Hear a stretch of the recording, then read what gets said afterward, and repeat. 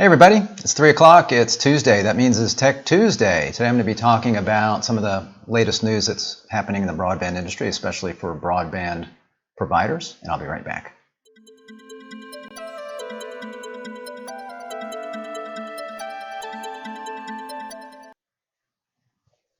Thanks for joining me. Rick Uzzi, VP of Marketing here at Zecorum, and it's another Tech Tuesday. And every now and then, usually once a month or so, maybe more often if it warrants, I like to go over some of the news that's happening in the broadband world, specifically as it relates to broadband providers or communication service providers, those that are offering broadband and other services over their networks. So let's dive right into that. So let's see what's happening. So we still have COVID-19 in the news, and this is an interesting site with NCTA right here. It's metrics, trends, and observations related to COVID-19 and how the cable industry is handling this. So some good news here. The good news is that these broadband networks are performing well in the face of COVID-19 despite significant surges in online activity. And we've seen that. You've seen that if you're a broadband operator, whether you're cable, fiber, whatever, you've seen that with everybody at home all at once, you've got a lot more usage, especially a lot more usage throughout the day. And a lot more upstream usage. So good news is that the networks here in the US have been able to handle that well. Some key takeaways from this latest information and just in general. So this is interesting. So the national downstream peak growth shot up last week, increasing 7.8% over the previous week, attributed to downloading of a new game release. So I don't know what that game is. I looked around a little bit for it and I could not find that. So apparently there was some new game out and there was a lot of downloading related to that. But in general, the trend has been down because we've got some places opening up now. A lot of places have opened up as far as more people going back to work. So fewer parents and whatnot at home, and you've got kids home from school and they're out, hopefully outside now and not having to do a lot of schoolwork. So we're seeing less broadband demand there. National upstream peak growth showed a slight decrease of minus 0.3% over the last week. That's upstream, so that's gone down a little bit last week. Since March 1, though, that peak has grown up to 24.9%. Provider backbone networks have significant capacity and show no signs of congestion. So the networks are doing well, as I mentioned. That's good. Upstream peak hours in many regions have shifted from late evening towards afternoon. I don't know if that's a recent thing or if that was kind of throughout this, because I think for the most part, the usage has shifted to the afternoon because of, again, kids doing their school on Zoom conferences and a lot of parents at home and workers who'd normally be in the office doing Zoom conferences in place of, let's say, your normal meetings. Your meeting at business is taking place on a web conference there as opposed to in the home. And we knew this already too, so I think this was just a thing that was happening as Wi-Fi data traffic and Wi-Fi calling increased over this time because people were home and close to their home networks, and therefore they were using their Wi-Fi network for calling and for some of their data on their phones. So what this data below reflects is the increase kind of week to week that NCTA members and companies are showing, upstream and downstream. So you can see here again, this is March 1st, kind of looking at, March is really kind of when things hit the fan, so to speak. So you had, here, they're kind of showing that as the baseline of 0%. And then you've immediately got this uptick of 20%. And that's on the downstream side. And you can see on the upstream side as well. And what's interesting as you look at this chart is you can see how upstream really did increase. I mean, this was a big challenge for a lot of operators as they were looking to see what they could do to increase their upstream bandwidth and capacity. And it stayed fairly steady, even more so than on the downstream side. The downstream side has been, it got to the peak and then started to flatten out.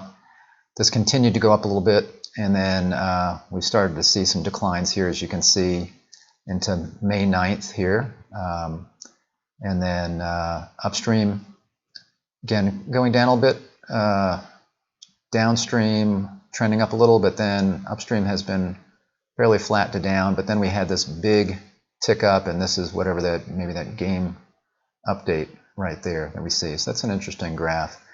You can see it similarly here. This is on the upstream side, so you can see we had a, since March 1st, a 25% bump up in that.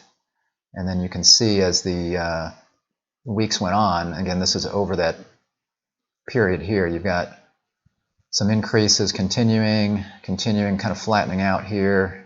And then at this point, it was kind of up and down. And it looks again like it's kind of trending flat at this point. It's flat to actually decreasing. Then on the downstream side, you had the same thing. So you had a big surge, not quite as big as you did on the upstream side, but you had a surge.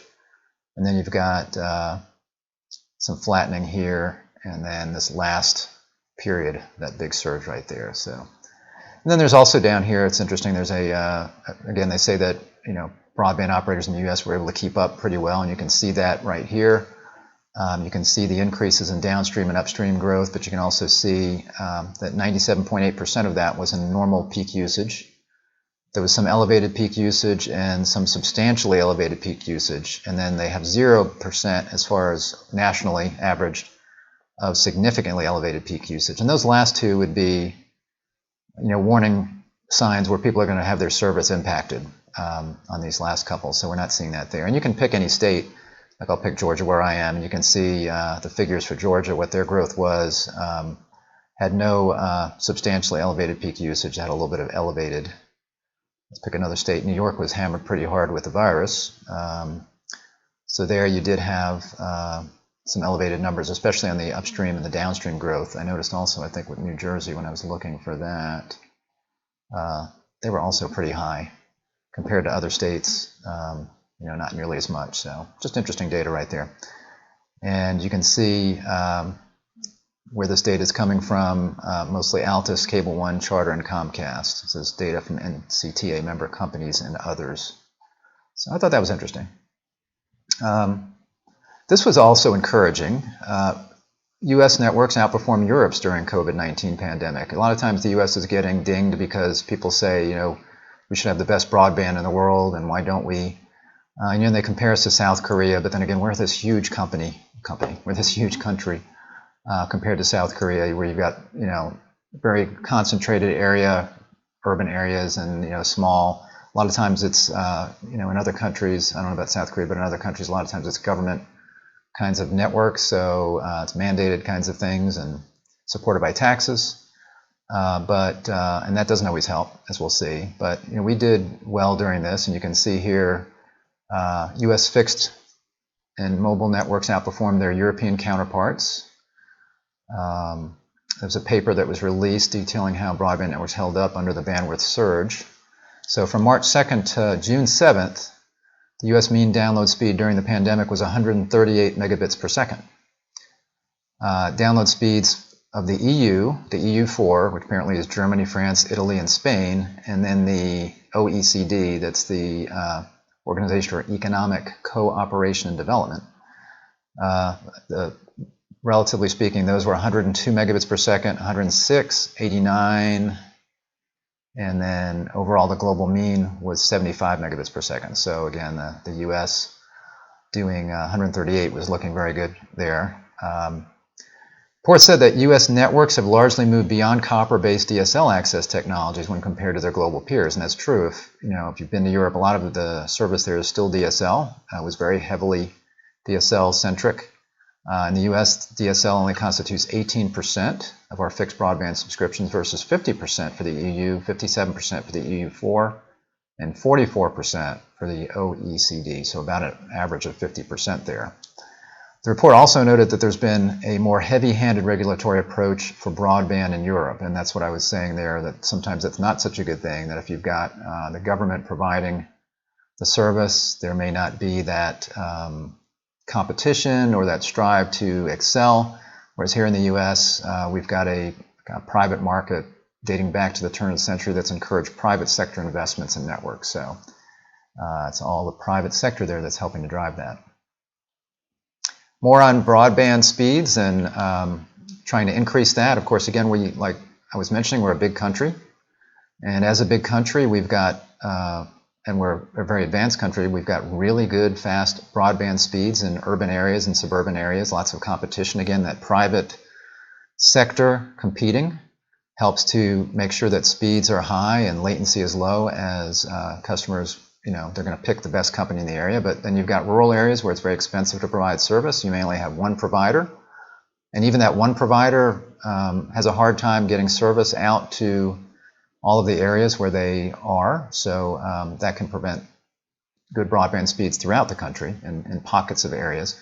So RDOF is something I've talked to before. And if you look below on the YouTube video, you'll see that I've posted a few links on some things that I've talked about in previous Tech Tuesdays where I go into a lot of depth. RDOF is one of those. That's the Rural Development Opportunity Fund, and that is a fund that it's an auction that's coming up. It's in October, and the FCC is going to be auctioning, well, it's a reverse auction, so they're going to be providing funds for service providers that want to provide access in underserved areas. Those would be areas that are under what the FCC defines as broadband, which right now is 25 down and 3 megabits per second up. So that, again, that auction is in October, and that money comes from USF, the Universal Services Fund, and the FCC is going to do this in an auction process where different operators will bid to accept the least amount of support from the FCC to make sure that we're getting the most for our bang for our buck on those little USF fees that you see in your phone bill. And what's interesting here is this particular story is about satellite technology, because originally the FCC came out and said, yeah, satellites can go ahead and submit to this, and of course that was, you've got these low Earth orbit satellites that can cover the entire country, and the speeds are really good, and the latency is supposed to be really good, and the latency is supposed to be really good. So suddenly you don't have to have a long fiber run to the different farms or whatever in a particular rural area to be able to get broadband to folks. They can just put a little dish out the window and get access. So a lot of the other kinds of service providers that were looking at this were complaining that satellites had an unfair advantage in this. I don't know why, if it actually would work, but why it would be unfair, I guess I should say. So then the FCC came out in another proposal and said, okay, we're not going to let satellite compete in the gigabit speed and the low latency tier of this because it's unproven.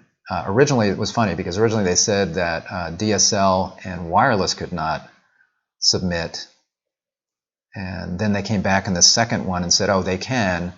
They have to prove it, but we know that there are technologies like 5G coming out, and there's some DSL that is, I believe, fiber deep, where it's just DSL in the last mile, maybe copper in the last mile, where maybe they can hit gigabit speed. So they said, yeah, they can go ahead.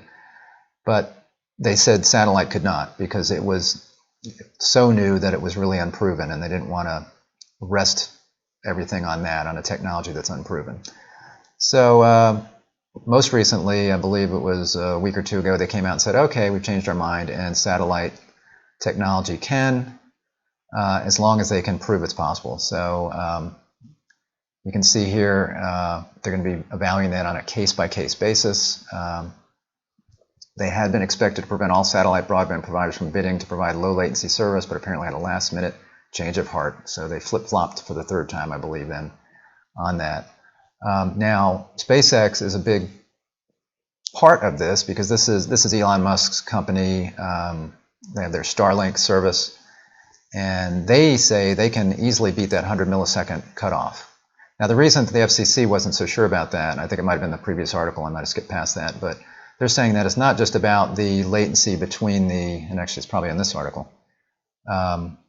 Yeah, they have serious doubts that SpaceX will be able to deliver that 100 milliseconds because it's not just determined by the orbital altitude. So it's not just the distance from the ground to the bird, but then you've got all the other infrastructure that has got to go through, your standard kinds of land-based infrastructure. Processing, routing, transporting traffic to its destination. But SpaceX is saying they're shooting, even with that, they're shooting for latency below 20 milliseconds, which would be in line with cable internet. And you can see here the altitudes of these low Earth orbit satellites, 335 to 354 miles compared to 21,000, almost 22,000 miles for a geostationary satellite, like the old kind of satellite internet that you would get where the latency was awful, and it's only really, the only time you would ever use it would be if dial-up was just about your only option. So this is going to be something that's going to be much more prevalent. It's going to be reachable throughout the US. The question is, how much will it be, and can it really live up to what they're saying it can? So they can still qualify for funding outside the low latency tier if they can't meet the latency. They probably can meet the latency, they've just got to prove it. Because in the RDOF auction, there are two latency tiers. There's 100 milliseconds or less, and there's 750 milliseconds or less. And they're going to be operators that are going to be bidding on both of those. And then there's different tiers. There's a gigabit speed, and then there's all the way down to the minimum, which is 25 by 3. And there are weights involved on those that will drag down your bid. So if you bid on the 25 by 3 with high latency, you have less of a chance of winning as this auction goes on, because they're really trying to weight this toward those that can provide gigabit service with low latency. So SpaceX could still bid, but they'd have to do it at the higher latency tier and maybe even at the lower speeds.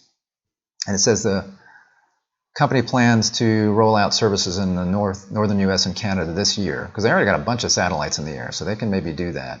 It says, but it would likely be too late. But I don't know about that, because they can do some things. They can, I'm sure they've got, like I said, they got a lot of satellites up there. They can maybe do some tests and prove to the FCC that this will be capable on a large scale. We'd have to see. The RDOF auction, again, is in October, but the short form application, which you have to fill out, the window for that is June 15th, so that's already open, I believe, until July 15th at 6 o'clock, I believe, is the end time. So they'd have to get their short form application in by then. And that application basically is telling the FCC what technology you're going to use and, about your finances, how that's all going to be funded. But specifically here, they're going to be looking at the technology and any demonstrable proof that they can submit at the various tiers on this. So we'll have to see what happens on that.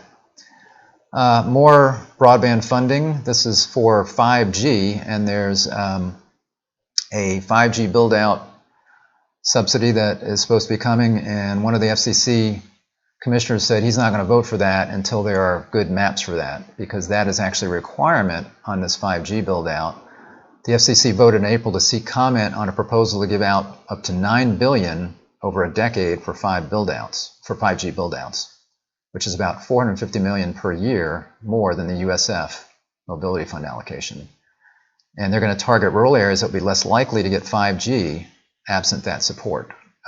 It's raining here and there's some thunder, so hopefully I won't get knocked off the air. So 5G is interesting. If you're going to get in these high speeds, it's more likely going to be in an urban area, because you've got millimeter waves to get these higher speeds and these low latencies. You can do a 5G service that's kind of comparable, a little bit faster than 4G, and you can have long distances. That's pretty easy to do. But if you're going to get these high speeds, you've got millimeter waves, so you've got these small cells. They've got to be close to each other. You need line of sight. It won't go through walls. So there's a lot of build-out required. There'd be a lot of money that would be required to do that. I don't know how much 5G is really going to be appropriate for rural communities. I think the satellite technology that SpaceX and others are looking at with low Earth orbit satellites is going to be much easier to do, maybe even fiber for that matter, than 5G. But again, the maps are needed. Unlike the RDOF proceeding, which is already in motion, prior to passage of the Broadband Data Act, the 5G fund mechanism appears to, within the ambit of new award funding, which the FCC would need to use the statutory required maps. So the FCC would be required to have updated maps, and Chairman Pai said, hey, we'd love to do that, but we need to wait until Congress appropriates the money for the job. And you'll see here in a moment that they're looking at doing that. So although that's not been passed, that's in a bill that's coming up. So speaking of bills, there's a couple of stories about lots of money, a good amount of which would go to broadband. Trump team weighs $1 trillion for infrastructure to spur economy, and as part of that, that'll be infrastructure to spur the world's largest economy of actual life, because we've taken a hit with COVID-19 and kind of everything coming to a halt. So there's lots of money that people are talking about tossing around there. This would reserve most of the money for traditional infrastructure work like roads and bridges, but would also set aside funds for 5G wireless infrastructure and rural broadband.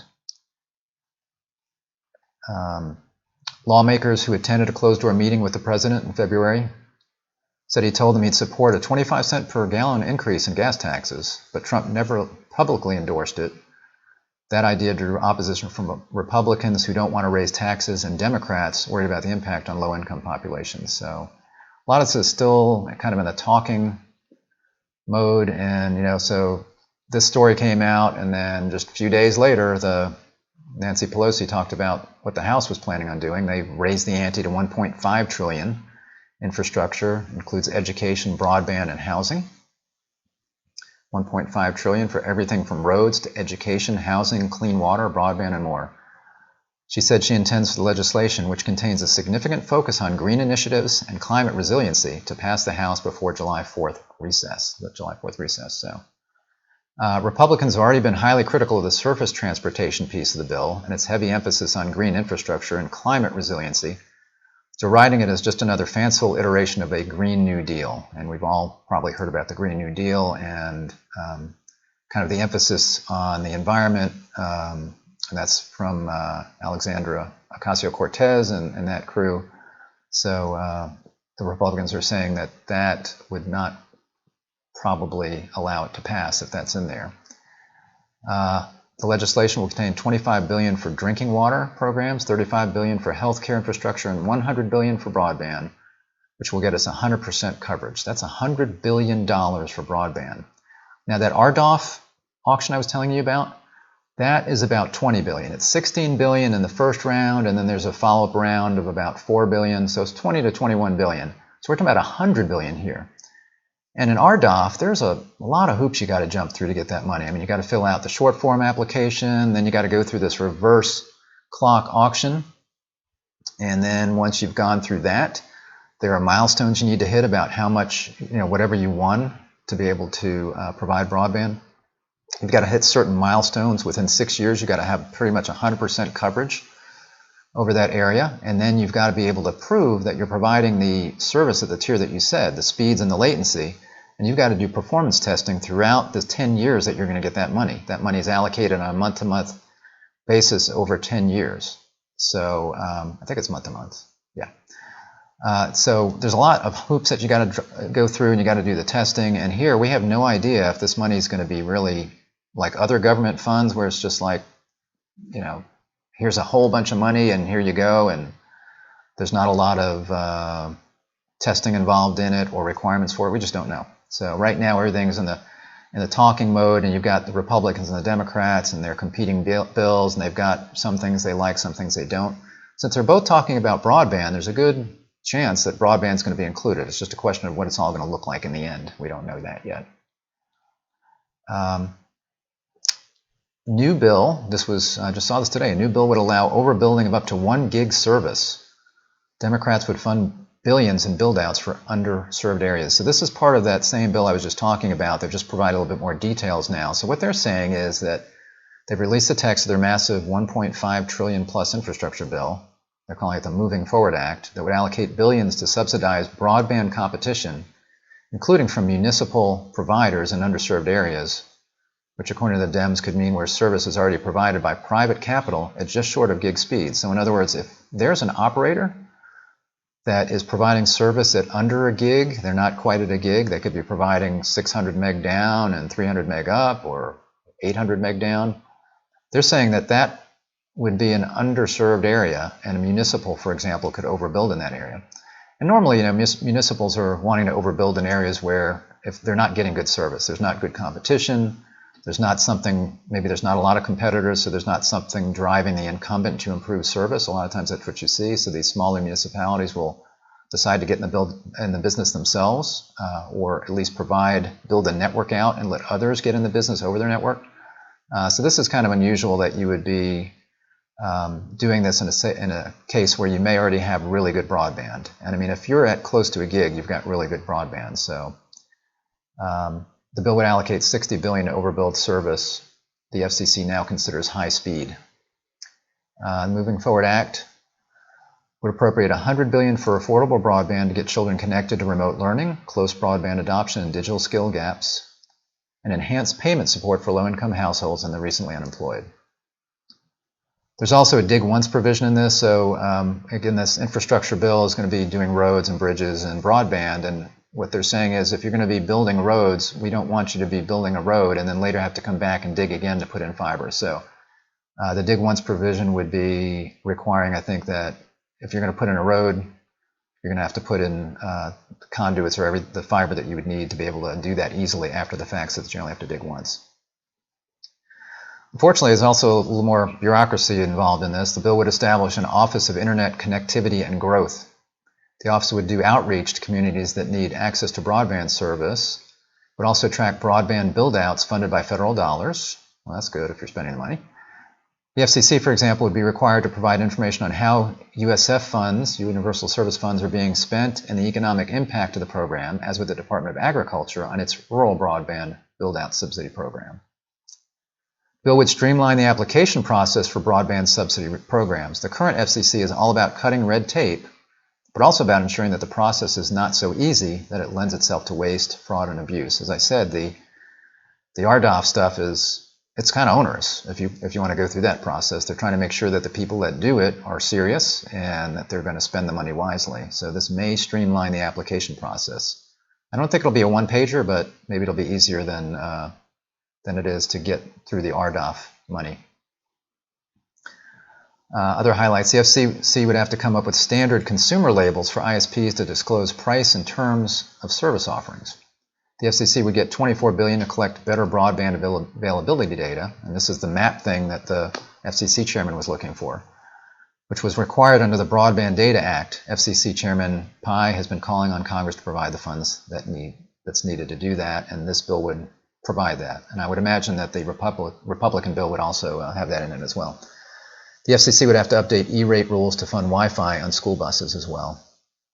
And as it says here, it's unlikely to make much headway in the Republican-controlled Senate because of the Green New Deal kinds of stuff in there, the climate change, support for the municipal broadband overbills, which would be something that would compete with private companies, and then also unlikely to be drawn to the proliferation of new reports to Congress because that's just more regulations and mandates that would be required for these companies that get this money. So again, these are both being talked about, but there's going to be a lot of meetings of the minds here before this ever takes place. But it mentions here that if the Senate changes hands in November, it could be another story. So the Democrats get control of both the House and the Senate, and then the presidency, who knows, then things like this could go through much easier. Cable sets the stage for DOCSIS 4.0. So DOCSIS 4.0 is, it's also being called 10G. This is a group of changes in the DOCSIS area. It's not just one thing, it's lots of different things that are going to be leading to gigabit kinds of speeds on the cable side, up to 10 gigabits per second. Operators are thinking about how they can prepare their network, but what you'll see here is that not a lot of them are really ready to do this. They're just saying, what are we going to have to put in place in the future as far as some of our equipment when we're ready to make this change, especially here in the US. It says, while it will be some time before head-end and consumer premises equipment, CPE, for DOCSIS 4.0 enter the scene, operators expect to have access to other types of network devices that can be deployed ahead of possible upgrades to a 1.8 gigahertz spectrum ceiling. Cox Communications expects to complete the first test on new 1.8 gigahertz passives fairly soon. This is according to Jeff Finkelstein. By the end of 2020 or into 2021. He said they'll start testing 4.0 compatible active devices as soon as they are ready to enter the lab, perhaps later this year and in early 2021, followed by possible deployments in the summer of 2021, summer or fall of 2021. And they're also looking at the other kinds of equipment that are going to be part of the 4.0 paradigm, and really 3.1, which would be remote PHY and remote MAC-PHY. And that's just basically the two technologies to kind of extend fiber deep into the network, whether you're extending with almost a remote CMTS or just the PHY portion of that. Those are two technologies that can help there and are really kind of required, I believe, if you're going to be getting to the kinds of technology that they're talking about with DOCSIS 4.0. It's interesting that in Europe they're not talking about that as much.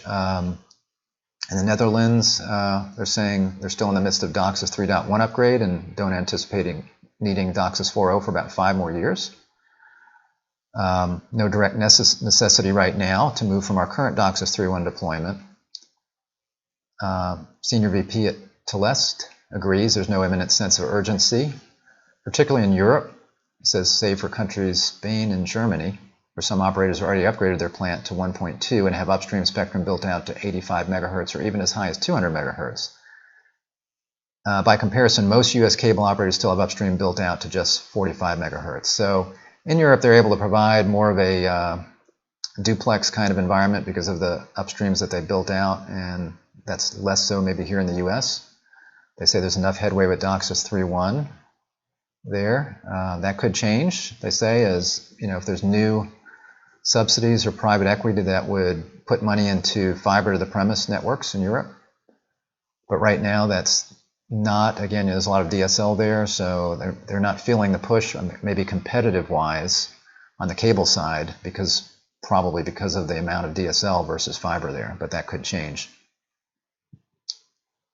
And they'll need to. The other thing is there's still this question of on DOCSIS 4.0 between extended spectrum DOCSIS and full duplex, and that's not quite settled yet.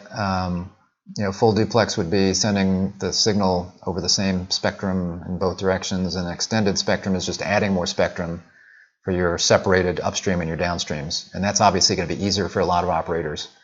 I think it's Comcast that's pushing the full duplex, and a lot of other operators are saying, just give us more spectrum. We're not quite ready to do full duplex. This is some interesting news. So, again, COVID kinds of news here, because the SCT has had to go to a virtual format. They were holding out there on canceling their SCT Cable Tech Expo, which is a big event every year. But instead they're going to go virtual. Leading MSOs and the SCT Foundation are joining to make the broadband industry's top event free and virtual for all attendees. So it can be free for you to go. You don't have to travel anywhere. You can just go there on your computer, and there's no charge to do that if you are just attending. There's still a charge if you want to exhibit. So there's several MSOs that are sponsoring this, but there are sponsorships available to those that would normally exhibit. And there's usually a ton of exhibitors at this show. I just don't know how many people are going to want to do it virtual, because I looked into it and it's still really expensive to be able to do this. So, what you would have would be, you'd go there, it's almost like a Zoom kind of thing, where you can watch the presentations live. As an exhibitor, you can have a presence there, so you can have a page about your products and services, and you can have videos about your services, and you can have product sheets, that kind of stuff up there. Of course, you've got to pay more to have one or more videos up on your site. It's kind of like having a small booth versus a big booth if you were at the real show. So it's not cheap. So it'll be interesting to see how many actual exhibitors there are here. I'm assuming that the content will still be really good as far as the presentations related to the industry.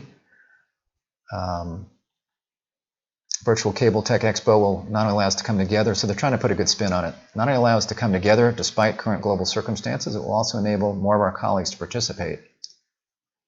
And again, the education side should be pretty strong. According to the statement, the educational heart of the show, the Fall Technical Forum, will draw on a record 267 thought leadership abstracts exploring artificial intelligence, operational transformation, advancements to cable's 10G platform, that's the DOCSIS 4.0 I was talking about, lessons learned from COVID-19, and more.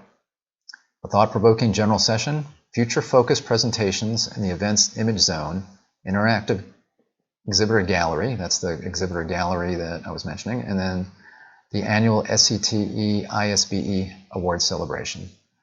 So it's still going on, just virtual. The SCT Foundation will support the virtual education portion of Expo 2020 and will partner with various educational facilities and minority universities to provide free educational invitations, facilitate interactions between students and executives, and create internships and career opportunities. That's interesting because normally when you go to the show, you have to pay extra. You have to have a different badge to go in and see a lot of these educational kinds of programs. You can go walk around the exhibit hall, and you can attend one or two things. But I think the educational stuff you have to pay for. So I wonder if that will be free, or if what they're saying here, they're only going to offer that free to certain individuals, like these minority universities and others, students and whatnot. So I'm not sure about that. And they were holding out on whether they would do this show. What happened was, in Colorado, they decided, where they were going to have the show at the convention center, they decided that they were going to maintain that as a backup medical facility through the end of the year, which is crazy to me, because I know a lot of hospitals have been empty throughout this COVID-19 thing. In certain areas there were spikes, but for the most part, hospitals were really suffering because there weren't anybody in the hospitals. They had canceled all of the non-essential kinds of surgeries and things, and they were leaving it open for COVID-19, and a lot of hospitals just sat there empty. So I'm really surprised that they did this, as I can't imagine the amount of revenue that Colorado is losing based on canceling these kinds of things, but that's the reason that the SCT had to go do this. I'm sure they looked for another venue by that point. A lot of shows that were earlier in the year had already postponed and rescheduled, so there was probably not that many options for them to find an actual venue to do this. ISP tax break could come with new cost, and it could be to streaming services. So there are 7 states that were grandfathered that could continue to charge taxes to ISPs, and that's going away. That grandfathering is going away July 1st. 7 remaining states won't be able to do that. And they were grandfathered since 1998 from the temporary, then permanent Internet Tax Freedom Act. And that's going to apply to the states that were still collecting broadband services. That was Hawaii, New Mexico, North and South Dakota, Ohio, Texas, and Wisconsin. And it's roughly $550 million that they're going to be losing. So the thought is that the states are going to be looking at other ways to recoup that revenue, including from streaming services. So your Disney Plus, your Hulu, your YouTube TV are going to be what's possibly going to be making up the money there. There's a cable that they want to build between Hong Kong and the U.S. and several agencies are saying that should not happen. That would be the Justice Department, the Department of Homeland Security, and the Department of Defense. And this would be a request made by Pacific Light Cable Network, PLCN, to connect Hong Kong and the U.S. But they're citing concerns that the cable would enable Chinese governments access to American data. That PLDC is a subsidiary of the 4th largest telecommunications provider in China. And says Hong Kong is subject to intrusive Chinese government laws that put the demands of information by the Chinese Communist Party ahead of the privacy of U.S. consumers. A 2017 intelligence law requires that Chinese companies and citizens disclose data to Beijing if requested. So that's the issue there. And it's a similar kind of thing. We've got, bans on certain telecommunications gear like Huawei and ZTE here in the U.S. for similar concerns that, these might be private companies, but may also be under the control of the Communist Party in China. So they did, however, give the green light to PLCN's application to connect Taiwan, the Philippines, and the U.S., pointing to those portions of the project being controlled by subsidiaries of Google and Facebook. So they are able to do it there, but this connection between Hong Kong and the U.S., they're saying that should not take place. A lot of ISPs with COVID and the struggles that some people have had being at work or being at home, whatnot, a lot of ISPs signed up for this Keep America Connected pledge, and some are asking, hey, can we get money back for that? Because it's costing ISPs a lot of money. And one particular, looks like Senator Jerry Moran from Kansas expressed concerns about whether and how Congress could compensate ISPs for their contribution to that. The FCC Chairman Pai is open to that. He said he'd be happy to work with Congress on it. He said it's really Congress's purview as to how they do that and when. Let's see, it looks like yeah, the major ISPs and many smaller ones, over 750 signed up for that pledge. So that pledge, several things that included was to not terminate service to any residential or small business customer because of their inability to pay, waive late fees, and open Wi-Fi hotspots to any American who needs them. Moran asked if the FCC anticipated this would just be a payment pause, after which customers would be expected to pay when they could, and Pi agreed it was a pause, but what the companies did afterwards would be up to them. So in other words, if you paused any late fees or did not cut anybody off, are you just going to let that ride, and then are they going to have to make that up when they can? So he said that's up to the companies that did that. And kind of in a similar vein, Comcast has decided to extend their free internet essentials offer. It was set to expire on June 30th, but now they're going to go through the end of the year on that. And that's 60 days of free internet service to homes with college, elementary, and high school aged children. And they'll continue to waive through the end of the year the requirement that customers not have a past due balance with Comcast to qualify for that free offer. This program started in 2011, and since that time they've connected more than 2 million low-income families to the internet, serving approximately 8 million people. The program offers high-speed internet service for $9.95 a month plus tax. So for right now, that if you qualify for that, you can get that for free through the end of the year. And T-Mobile had a big outage, which you may have heard about.